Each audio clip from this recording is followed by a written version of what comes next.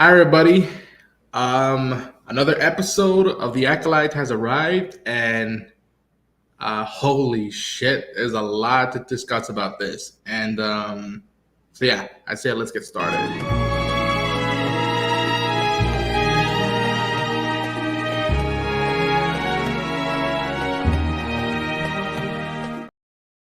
Hello, everybody. I'm Ronan Jane, and welcome back to the Syndicate, a Star Wars podcast. I'm your host, and I finally got him to be part of this. Someone who I've respected from across the pond at Baraxium at Pudu. My friend Chris from Baraxium channel. Chris, how you doing, my friend? What's up, man? Thanks for having me on, bro. Yeah, I'm excited to Yeah. talk about this because this was an episode, man. This was an hmm episode. I agree. Folks, what we're gonna say, just give you heads up if the title didn't, reveal it right now, is that we are gonna be talking spoilers. Okay, so if you haven't seen the episode, go watch it, absorb what you've seen, and then if you want to hear our thoughts or intakes or assumptions, theories, if you will, come back and hang out with us.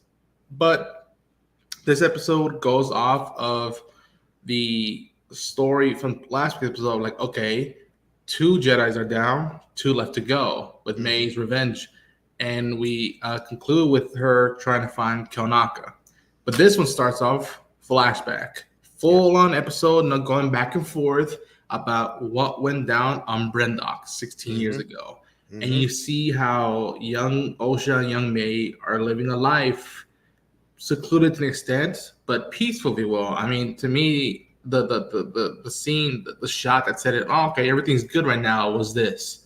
It was a flourishing, glorious tree, and you see how these coven of witches, I believe, um, are have been exiled, are on the run, and are Mm-hmm. just trying to survive in this planet, and how, if you will, May and Osha are in this moment of, what's the word?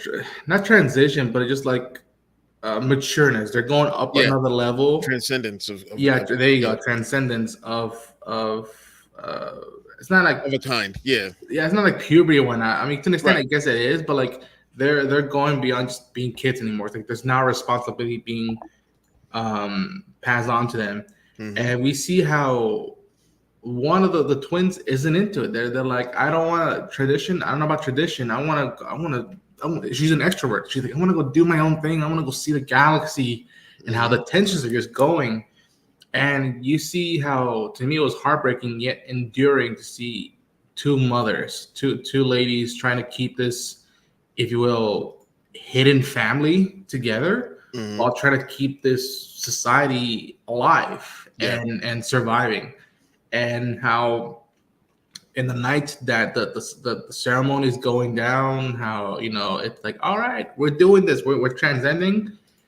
Four Jedi's walk into a room, and everything just shifts. Yep. Points of view transitions. There's a shift in the dynamics. I think the calling to Osha is there, of like, that's where I want to go right now.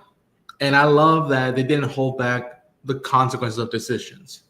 And Yep. I love, dude, that I was torn by which side I was siding with, and how I viewed it as someone who's not in that galaxy, who's not female, Mm-hmm. who doesn't have a family with this tradition, and it was just bonkers. And then we'll get to how we feel about the ending. Mm-hmm. Um, but Chris, I teased you about this. I teased you, yo, this show's good, and I Yeah. couldn't tell you anything about it. We get to this episode, and how are your thoughts overall as of now? I am uh so happy with this episode. For one thing, they didn't wait too long to really get into the backstory of this particular, like this event, Mm-hmm. this thing that I'm forgetting the word right now, that started Transcendence. to, yeah, that started this whole Oh, yes, story yes. off. So we're getting this incident on, what was the name of the planet again? Bendrock or Brendok. Bendrock. Brendok. Yeah. Brendock. Yeah. So we're getting this story. We're getting this information so quick, without following up on the whole Kelnaka thing, which it can wait. everything is brought out in its own time. And this episode was so different from any, for people who don't read the books or read the comics or anything like that. This kind of episode is so different from anything you've seen in movies or the other shows, that it's going to seem alien to a lot of people. No pun intended. It's going to seem alien to a lot of people, which is why I always say, read the comics, man. You'll see a different side to Star Wars, and it won't seem so out of place. But yeah, this episode, everything about it was done so well. Seeing this, seeing these twins and how different they are. And I'm glad that they did that. I'm glad that, they weren't just the same or anything like that. I was saying they are the yin and yang. That's fantastic. The relationship with this entire coven, their mothers, and there's a secret there that they have not been told. This is why I think that, whatever happened, I'm jumping around a little bit, but whatever happened near the end of this episode with of course, with May, losing it. Well, not losing it. She feels that she is doing the right thing. Anakin, she feels she's doing the right thing. So, what happened with her? Whatever happened with the other witches? Whatever, if the Jedi just showed up in his wrong place, wrong time, or they caused it, or if it was something else, or if it was some misunderstanding that just put everything in motion, who knows? I am so here for wherever this is going. It was so good. I need to watch it. I haven't watched it again. Sometimes I do that where something is so good, I'll need to watch it once. I'm weird like that, but I need to go back and watch this one more time. I'm just to make sure I didn't miss anything. But this episode was so did not, to quote Robert Coleman, so dense with story. Yeah, like so dense with story and lore and backstory, and finally in live action, outside of the Witches of Dathomir, getting to see another religion based around the Force. I know we got to see it in Rogue One with the Wills, as far as Chirrut and Bays go, and of course the passerbyers in Jeddah City, but to really get into it and see a different take on the Force, and calling it the thread, and it making so much sense. It's so dope to see. And there are things with the Jedi, and I'm not a huge fan of the Jedi thanks to the prequels. It's not because of the prequels. It's just how the Jedi were at that stage, in galactic history, where, I just wasn't a fan. They were a little too rigid, a little too arrogant, a little too closed off a bit, and I wasn't a fan. And we're seeing that, come into play. And the Jedi for a few minutes were shown in a negative light. I that's what I took from it. I took Saul as almost coercing or manipulating interesting. Osha, Interesting. Gave her the lightsaber and oh, do you want to come with us? Just all that dialogue that he said. And then when it came to the test, the test and what he was saying, like any kid, I'm like, oh, the coercion, it's light, manipulation, so to speak, with what he did. And it was, he was being nice about it, but it's manipulating this kid who wants to do what she feels is the right thing. But who knows? Is this coven, are they evil? Are they bad? Or do they touch the dark side?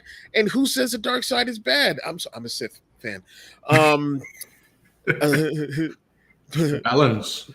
But but yeah, and that's the thing. It can't be all this way or all that way. There's got to be a balance. And who knows? Maybe this covenant has this balance. But the Jedi being the Jedi, if you're not all the way this, or if you're not us, you gotta go. Just like the Sith. So Yeah, bro. I'm glad you said it because I saw it a second time. I saw it my first time. I was like, whoa, mm-hmm. this is gonna rock the boat in an Mm-hmm. awesome way that I dig. But also, again, I was watching with my friend Sam and Busy, and we were all like, I don't know, man. How do we feel about this? I was just like, I don't know. The kids wants to do something else, and family holding her back, and that is that cruel, but their family and all stuff. And then I was seeing Saul how like the protective side of him is, and then seeing it again, I was like, but wait a minute, he lied, like in the test, and he's been lying to Osha in a way of not telling her the whole truth of what went down in Brendock 16 years ago. Mm-hmm. And part of me is torn because I'm like, Saul's my favorite character, along with Jackie. Mm-hmm. And he's gone out of his way as a stand-up dude to give Osha the benefit of the doubt the whole time while nobody else would. Guilt. And being like, I'll vouch for her. If she messed up, it's on me because guilt. I know it's guilt as well.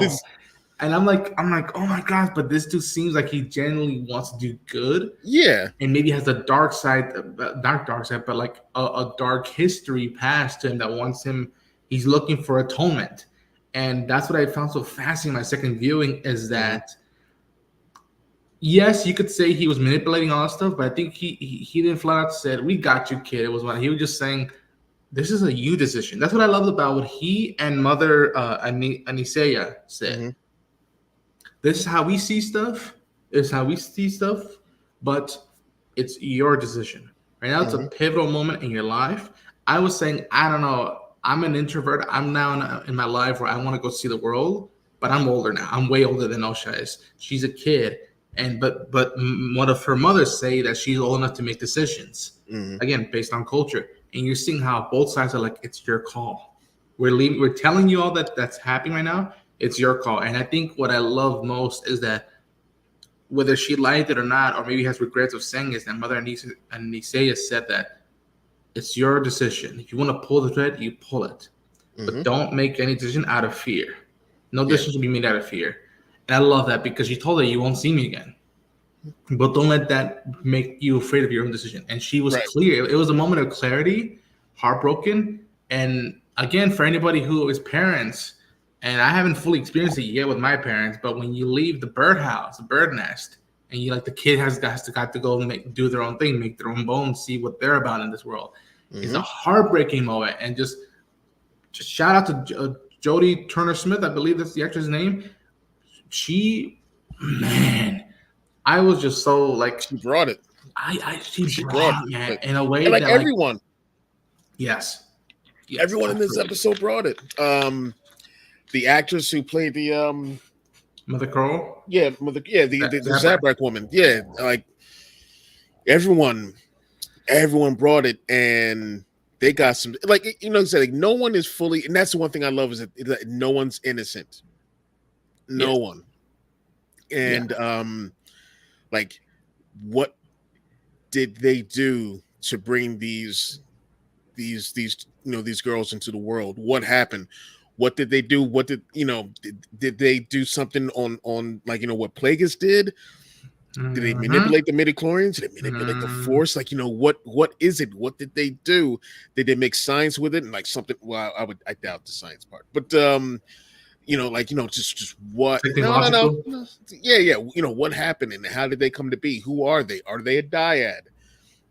That sort of thing. Like these. So many questions that this one episode it just opened up this, and I love this that it's stuff like this that opens up the universe even more and gives us more to work with, gives writers more to work with. Like I'm sorry that some fans can't get past pew pews and excuse me, princess, like sorry, no, there's more to Star Wars than those first three movies. That there's so much more. Deal or find something else to watch. But But you said it best, too, because I've always said it that if Star Wars just ended with that first movie, hell of a 77 movie, it would still rank as one of the best. Like it has a beginning, middle, end, but the universe is too rich to leave it at that. Yeah. And then once we got to Jedi Return, it was like, what a great trilogy.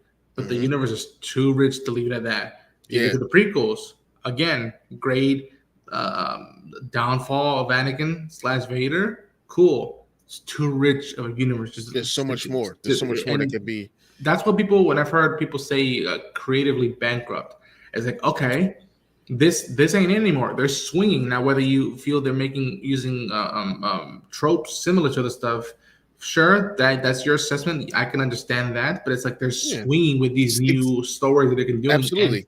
And diving deep into stuff that we're not used to. Like, again, even you reading the books and the comics, you didn't know who Saul was and who all these characters were, yet you were bringing in your familiarity with this franchise, and yet you were open to opportunities with where they can go with these stories. And it's the same thing I remember felt when I watched Andor, and how much I liked Andor. I liked Rogue One. The fact that he's Latino means a lot to me, but I was like, what else can you do?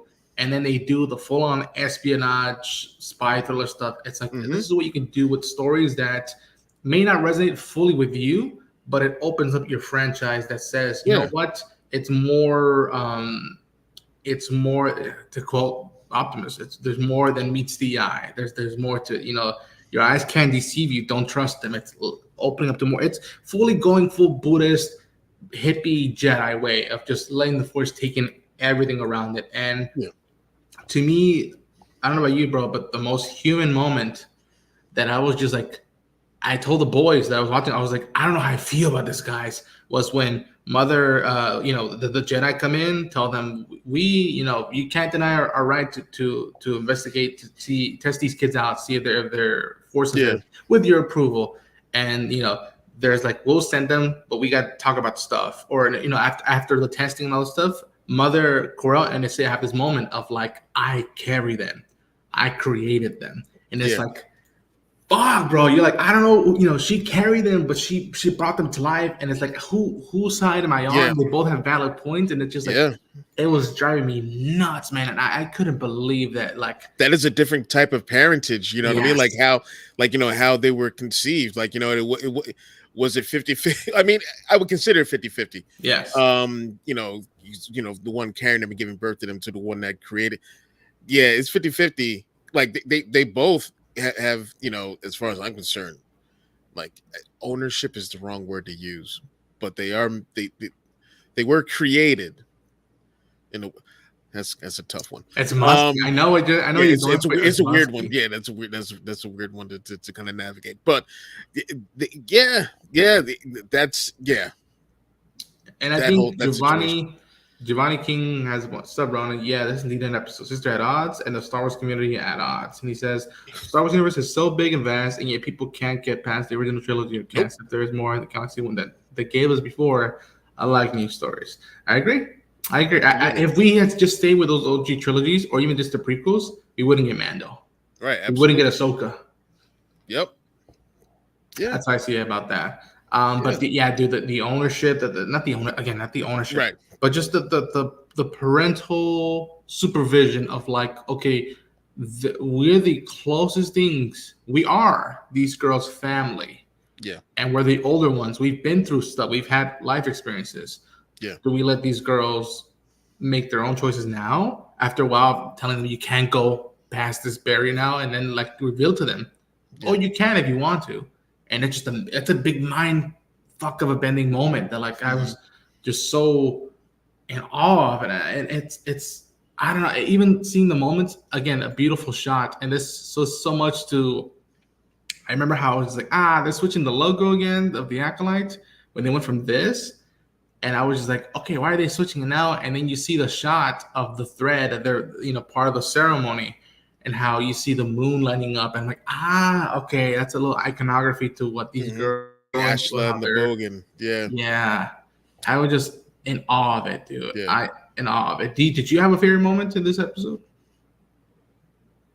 Usually when someone asks me what my favorite moment is, I say from the moment it starts to the moment it stops. Yeah. But what would be my favorite moment? Or a I scene. would say it's when Anasea was explaining the thread and what the thread was. Yeah. Yeah, I would say that. Deep Um, lore talk. one Yeah. other thing that I love about this is something that's it's near and dear to my heart, like culturally. Like with Rise of Skywalker, the first time I saw this shot of Jana Jana, right? I believe so, yes. Yeah, and Finn together on screen, and Yeah.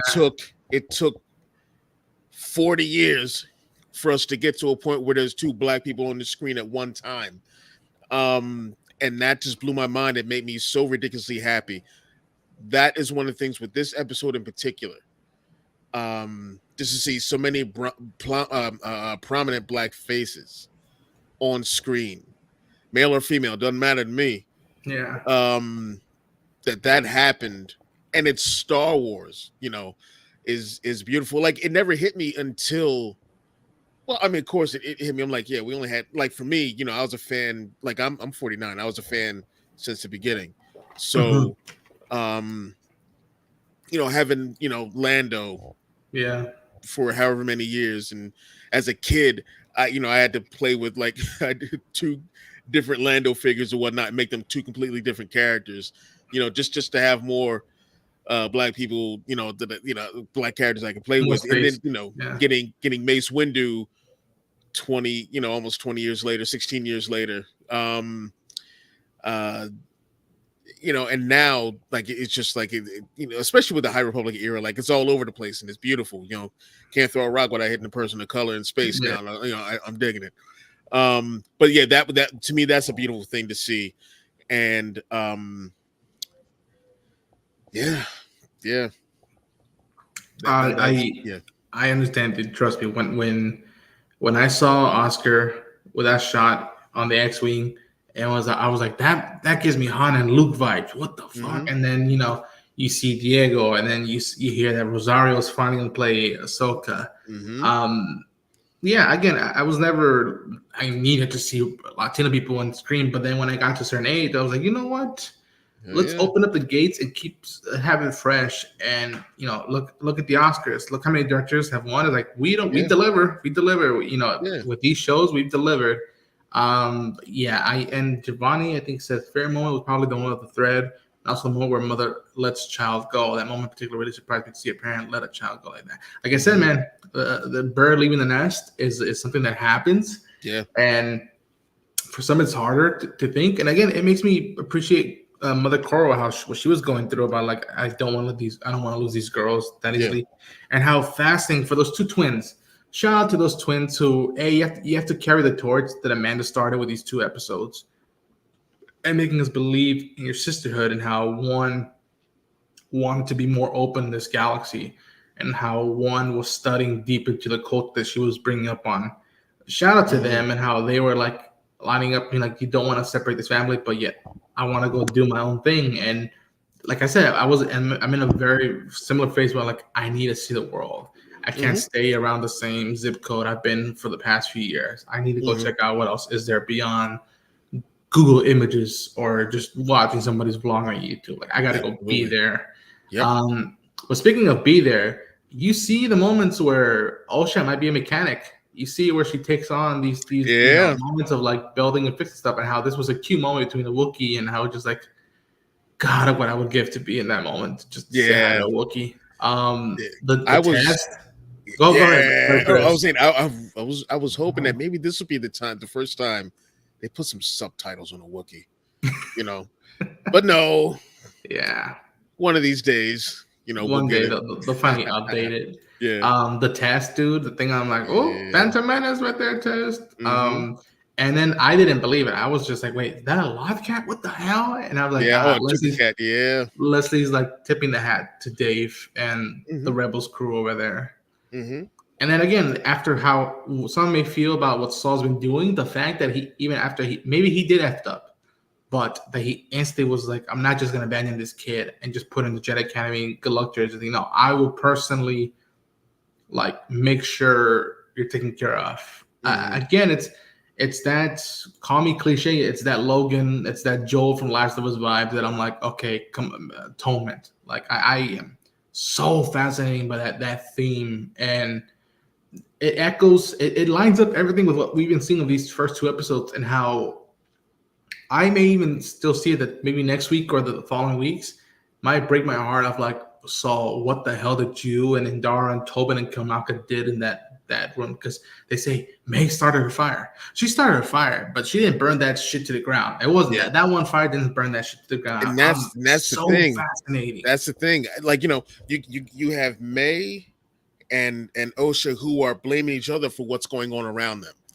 You see all these dead witches, and the Jedi are there. So like I said, it's either like wrong place, wrong time, or there was and what could be, because this is how, like, historically and this is done in stories a lot, how a simple misunderstanding, miscommunication of some kind, just snowballs into something more, and that could be the case with what happened in this particular incident. Misunderstandings or miscue or something like that, and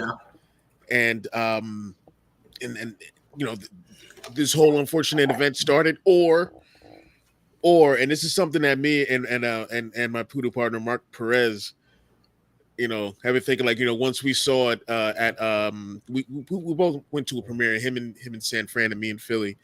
The first Jedi who got taken out, I don't think she's gone. Bro. And I think she's this dark sider. I think she is the Acolyte, Indara. Absolutely. That would be the twist of twist if she's the one behind all this. Mm-hmm. If that was a moment almost like when Obi-Wan surrenders and goes and gets the Force Ghost Super Saiyan moment. Mm-hmm. If that's her. Yeah, it could be like maybe this whole that whole ordeal changed her, and it just waiting for the right time to enact things, because we know something about like the Sith, or we know something about the Sith. They play the long game. Mm-hmm. They play the long game, so that is a great possibility that she was able to fake her own death and slow her heart rate down. Jedi are able to do like all kinds of things and whatnot, and I'm pretty sure May doesn't even know that that's the master, or that that's the Acolyte, or whatever they call it. That could be the case, because if you listen to that voice again, was it end of the second episode? No, first episode. Listen to that voice. I know there was some super nerd who like took out Fulcrum in Rebels, like that modulated voice, and broke it all down, and you could hear Ashley Eckstein's voice. Like, just listening to this the voice of this character, it sounds like a woman. Bro. But here's the thing: what if it's Mother Corell? What if it's one of their mothers? Because I've been saying this, that like, okay, maybe the Jedi do have some blood on their hands, but remember, Anisea was ready to be like, okay, Osha, you want to do this? I love you. This breaks my heart, but you gotta go do your thing. And maybe Corell was like, nah. I told you, we're not letting these kids go. I didn't bring them up here just to lose them to deranged monarchs. And what if, again, like you said, misunderstanding, it was transition peacefully. And maybe the last thing that went down with them was that Saul told Anisea, I'll give you my word, I will look after them. And that, that maybe this whole deal where Corell got mad and Indara got mad or something happened, Now, see, you're coming from it because you've seen the next episode, so I can't even. So I've seen it, but oh, bro, it won't. It doesn't. I gotta I gotta be careful. I don't think. Let's just say this. Even having seen the other episode, I still don't know the pieces. I still don't know what happened. I'll leave it at that. Okay. Let's see. What does Giovanni say? I also like how the twins represent the two sides of Anakin. One is hope and adventure, nature. The other is everything else. Again, it's that echo of like. There was no father, the fact that it's they were born. They are a miracle, much like Anakin was. So It's Were they? very Were they? Because fascinating. when Anastasia is talking about how she created this thing, and then Corel. I Corel, call her Corel. I don't know. Corel, was the one who carried him. There was some kind of, I don't know if it's manipulating the midi Midichlorians. chlorians, like Palps was talking about, or what. Who knows? And that's the thing. Like, who knows? Like I said, like, everyone's like at fault to some degree. Not Yes. everyone is all the way good or all the way evil in this one, Yes. but like, what was my thing is, like, outside of this, them creating them in secret, and the other one carrying them, this ritual, was this a harmless ritual? Was this, again, what is this Sacrifice. ascension? Because that, when it comes to a cult and they want to talk about ascension, I'm like, you're drinking Kool-Aid and you are not waking up. Like, so that's where I go with that. So I'm like, wow, what is this? What is this ascension, ritual? Yeah. That was broken up by the Jedi. So I I don't know, man. And I don't know.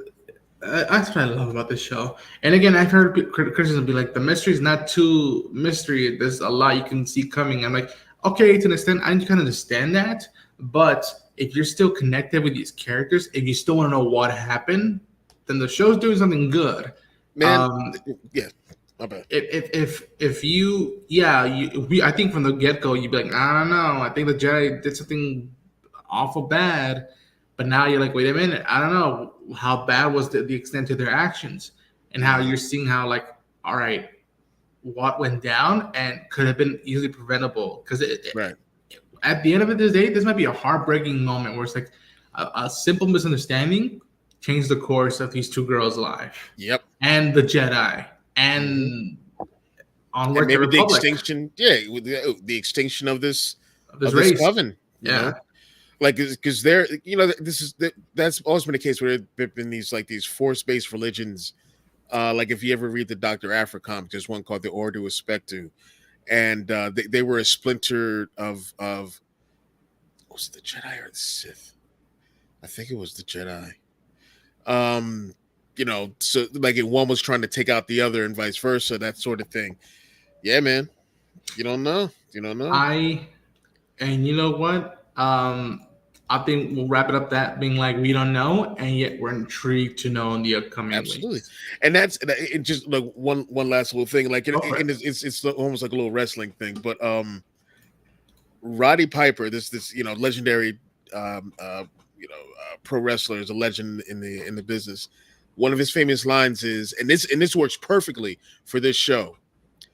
Just when you think you have all the answers, I change the question. Question. Yeah. And that is one of the things I feel about with this show is, like, when you learn immediately that they're twins, I'm like, there's so much more going on here than just that, where you think that's going to be like the overarching thing, and they don't find each other until like the last episode or something like that. You know it's going to be deep. And I love when we go back to the Jedi and how they're like, you gotta keep it hush hush. Yep. If this shit gets out, we're screwed politically in Yep. 1 hour. Like, our rep is going down. And again, it goes back to the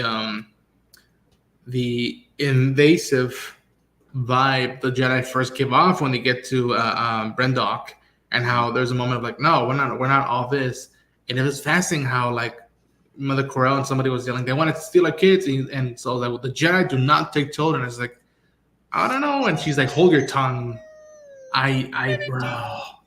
I was like, hey, you really I don't do? know about that, bro. Like, Yeah. You oh, I kind of love it. do. Yes. They ask. They ask. They don't just take. They ask.